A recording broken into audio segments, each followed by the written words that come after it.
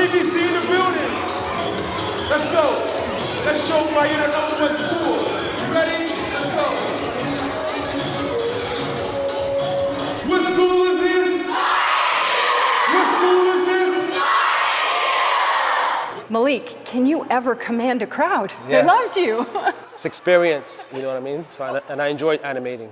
Well, and you have been doing it 8 years now or so. Yes. What got you into these kinds of talks with the kids during Black History Month? I grew up working with kids, worked at the YMCA, worked in Little Burgundy, working on TV, working on radio. I just wanted to bring everything together, je mets tout ça ensemble and create something unique. And I felt that my message could be positive and impactful. And your message really is positive and also different, right? Yes. Your perspective is a little different. You touch on slavery, but you don't really delve into slavery. No. It's really about bringing a new approach to talking about Black history. Tell me a little bit about your approach. Yeah, I just felt, we've heard so much about slavery. I want to talk about, the great kingdoms and empires before Africa was colonized, and just showing kids that, Blacks had their uniqueness before we were colonized and brought into slavery. Blacks have invented and contributed a lot to society, and it's important for them to know those types of things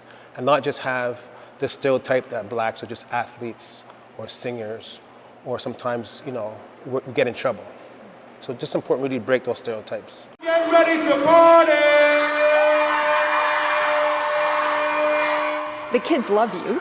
DJ Malik, that's my alter ego. There you go. And you incorporate the history and information, but with music, and so it's a really fresh approach. So, I mean, how do you bring your background into what you teach?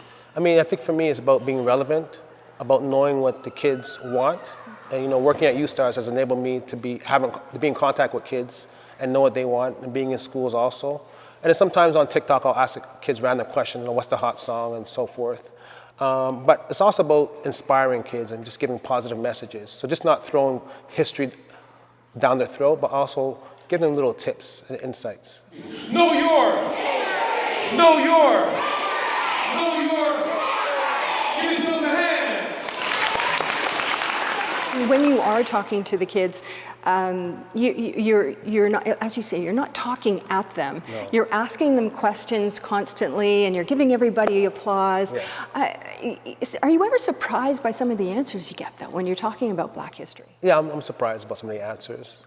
Sometimes surprised that they know about it, and then sometimes it's a stereotype that I know they got from, unfortunately, social media. And this is why I want to break the stereotypes, because I know social media is very, very powerful. Just remember, it's very hurtful and disrespectful to Black people when you use the N-word, and nobody should be using the N-word. I don't care if your favorite artist uses the N-word. If your favorite artist tells you to jump over the bridge, you gonna jump over the bridge? No. So don't use the N-word. Talk about the power of social media, and you do bring up the N-word in your talks. Yes. And a lot of the kids, as you say, they're so attached to social media and to big Black stars who use the word. Yes. But you say, no, it's a no-go zone. No, because I find that it's just confusing people who are non-Black. It's putting them in situations they shouldn't be in. A lot of these young kids don't know the true history of the word, and even the Black kids don't know the true history of the word. They're just imitating what they see. So for me, it doesn't advance the Black culture. So why are we still using it? 5 years down the road, do you still see yourself doing these talks? Yes, definitely. But I adapt it.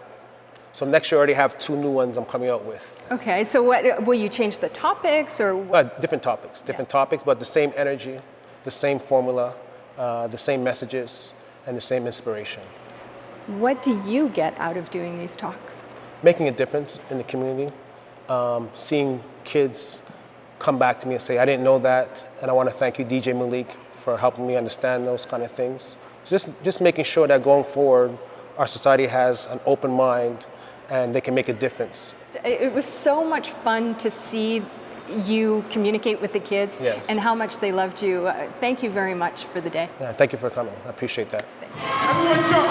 Jump!